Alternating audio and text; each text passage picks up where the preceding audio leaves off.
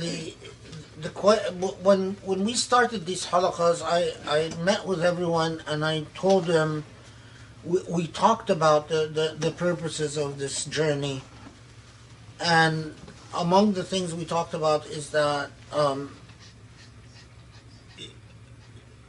that as we will see in the journey with the Quran puts such a heavy emphasis on self-purification, and such a heavy emphasis on dhikr, such a heavy emphasis on your relationship with Allah, but also the way that you manifest this relationship, as we repeatedly will see inshallah, not just in here but in so many situations.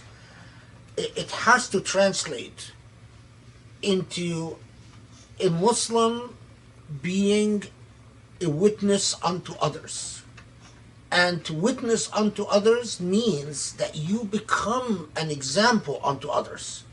And to become an example unto others, you must become a pioneer of goodness, a pioneer of service, a pioneer of honesty, a pioneer of ethics. Can you imagine if the Prophet ﷺ was told, you were sent as a witness unto them, this ummah? Can you imagine if the Prophet is a witness unto us and he's not a moral example? It wouldn't make any sense. We would say, how could he be a witness unto us if he's not a moral example? But then the Quran says in the same context, and this ummah was sent as a witness unto other nations. So, but the question then is, well, when we talk about alim, in the modern context, alim that sees the gradations, that sees the complexities, in other words, does this also understand, in the modern context, the gradations of, if you will, psychological makeup and spiritual makeup? One of the things that we often ignore, but if you're a good historian, you'd understand that the psychology of human beings differs greatly from one age to another. The human beings that imagine that the earth is held up on the horns of oxen, this belief was not figurative, it was actual. People actually believed that. Or the human beings that believe that if you sailed long enough, you're going to fall off the edge of the world. Or the human beings that believed that you are interacting with jinn all the time, and that you can wake up one day and you're married to a jinn. That was their world. That was their consciousness. That psychology is very different than the psychology of a modern human being who thinks in terms of things like energy and gravity and all of that. And alim, when we say understands the gradations, alim who doesn't understand the psychology, not according to naql, not according to what he reads in books about what constitutes human beings, but according to the reality that they live in the age that they live in. So in other words, to put it very bluntly, someone who says, I am a alim, I am a faqih, but hasn't read modern psychology, to me, is worth nothing. Yes, a modern alim has to study modern psychology. They have to study modern philosophy. They must understand the challenges that confront the modern human being, not the world as it is represented to them in books that were written hundreds of years ago. That puts a great burden on an alim, but that's precisely why an alim was described as inheritors of the prophets.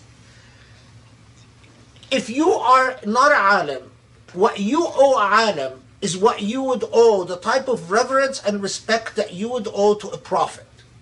It's very blunt. It's a huge thing. If you malign a alim, that's a huge sin. If you slander a alim, that's a huge sin. If you insult a alim, that's a huge sin. If you, there are, an ummah that doesn't respect its ulama is lost. But, and that's a very big but, it has to be a real alim. And to be a real alim, in this day and age, you have to master so much. That's why you don't achieve it over a year or 2 or 3 or 4 or 5 or 10 or 20. That's why an alim has to be an example of piety, an example of faith, an example of knowledge, an example of love of knowledge, and a constant learning machine that never stops learning. That must be an example. When we lowered the standards for what counts as alim, we also deprecated the standards for how you treat a alim. And when we deprecated the standards for how you treat a alim, we no longer attracted the best minds and the best souls to the realm of ilm. It is the losers who became the scholars of Islam, the ones that no one wants. And that is why it has become now, I mean, I'm ashamed to say it, but now fi'i, even in Egyptian we say fi'i.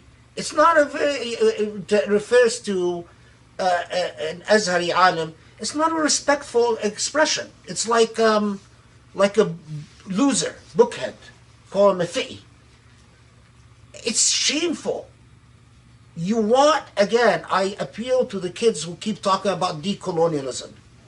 Rethink things again. We need to elevate our ulama to the status that Allah elevated them to. But we need to demand that our ulama be true ulama. And we need to demand that the best of our minds be the ones who specialize in learning the affairs of our religion. But you can't attract the best of the minds if those who are attracted to the field, we ask them to live from one sacrifice to another, and they don't have any support. I mean, there's a reason when we funded our awqaf, and our awqaf funded our ulama, we started attracting the most gifted intellects like Ibn Rushd, like Al-Ghazali, like Ibn Taymiyyah, like these were the best intellects, and they came to, and specialized in knowledge.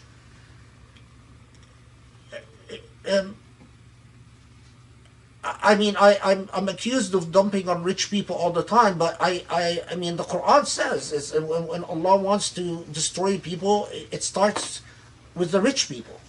Allah misguides the rich people first, and if the rich people are misguided, all else falls. Those who Allah gave wealth to own the keys to our salvation. If they put their money in the right place, things will change.